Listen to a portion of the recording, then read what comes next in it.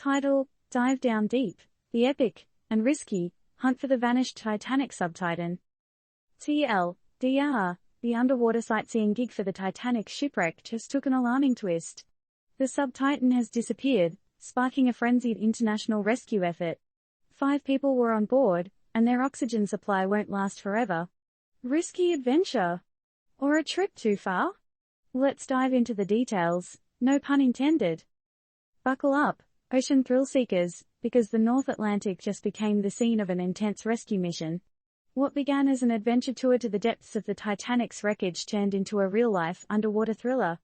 The submersible Titan, a 21-foot vessel, was carrying 5 explorers on a deep-sea quest when it went radio silent. Talk about a nerve-wracking vanishing act. But where and when did our aquatic Houdini slip off the radar? Early Sunday morning, a mere hour and 45 minutes into its dive, the Titan ceased communications. The U.S. Coast Guard shared that it was roughly 435 miles south of St. John's in Newfoundland, chilling, literally, not too far from the Titanic's watery grave. You may wonder, why were these daring individuals over 2 miles under the surface of the frigid North Atlantic? For kicks? Maybe. For the thrill of true exploration? Absolutely. All courtesy of OceanGate, a Washington state company that offers an extraordinary, and slightly chilling, 8-day tour of the Titanic's underwater remains. OceanGate is no stranger to the Titanic or its tragic, icy history. They've been charting the ship's decay for years, even sharing the first ever full digital scan of the wreck site. Fancy a peek at history in the making, from 2 miles down? Then buckle up, adventurer, and be ready to shell out a cool $250,000. But here's the crux: these trips are not for the faint-hearted.